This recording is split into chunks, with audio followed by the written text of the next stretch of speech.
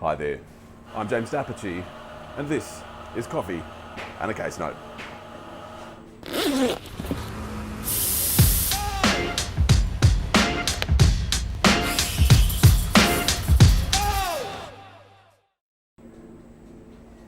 Team, today we are talking about an application brought by the liquidator of a company that was a trustee and had a number of beneficiaries. And if that description made your brain fall out, don't worry, we're going to work through it together and it's all going to make sense at the end. Now, the liquidator was appointed to liquidate a company, and this company had engaged in a number of financial dealings related to foreign exchanges. And we don't need to go into all the nuts and bolts of those financial dealings, but the short point was it related to foreign currency and it related to a number of other parties that it was in business with. And after some investigations, what the liquidator found was, hey, there's this chunk of money that actually is not the company's money, it's money that the company is holding in trust, or on trust, for the benefit of these clients who deposited with the company all those years ago. Now, the sum of money wasn't monstrous, it was about $50,000, and there were about 2,700, so 2,650 kind of beneficiaries of this trust. And what happened was the liquidator came to court to seek judicial advice in relation to what to do with this money. Now, the liquidator did that pursuant to two different areas of law, two different sections of legislation in order to bring those applications. It did so pursuant to section 90-15 of the relevant Insolvency Corporations Act kind of schedule, these rules, and it also did so pursuant to section 63 of the Trustee Act here in New South Wales. And the nature of applications of that sort is that a person who's able to apply for that kind of advice comes to the court and presents sort of a course of action. G'day court. I don't always say g'day when you commence a piece of litigation like this, but you come into court and you say, here is what I'm proposing to do, 1, 2, 3, 4, 5. Would I be justified in taking those steps? And so that is the form of application today. And what today's plaintiff, today's liquidator is doing is saying, g'day court, in so many words, would I be justified in only distributing these funds to the disappointed beneficiaries, to these clients who have a balance of over $100, right?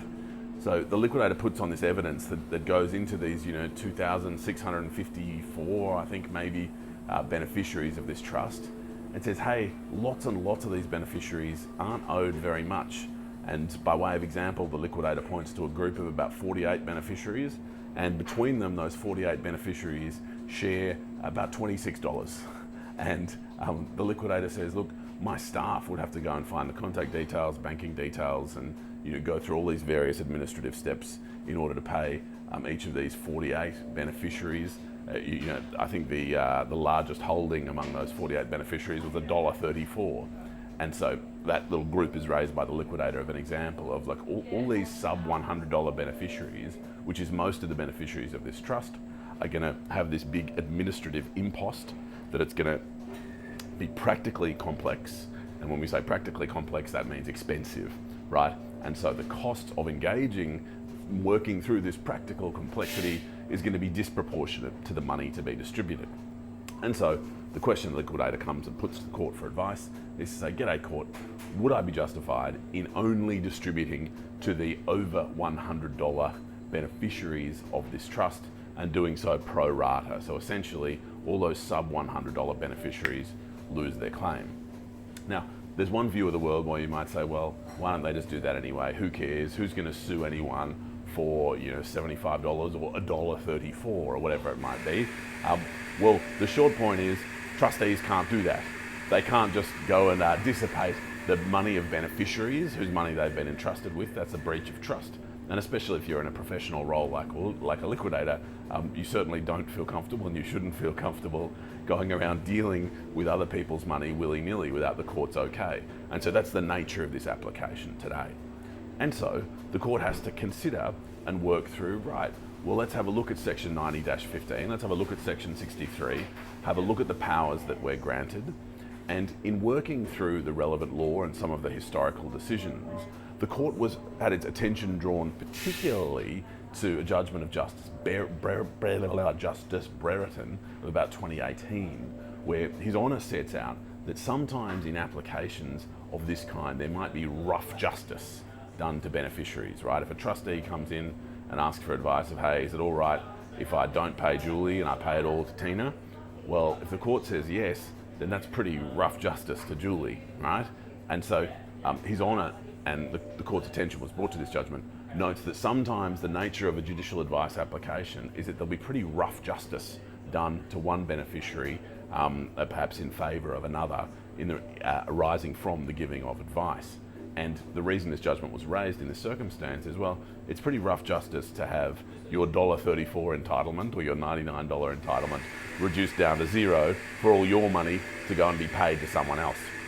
But the reason the rough justice point was raised is essentially the court says, yeah, well, rough justice may be done, but in applications of this kind, it just is rough because sometimes the evidence that you'd normally have in a trustee versus beneficiary fight won't be the level of evidence necessary for judicial advice. And that's a long way of saying the evidence you need to bring a judicial advice application of the kind today doesn't rise necessarily to the height that you'd need for a contested bit of litigation where two parties are fighting bitterly about it.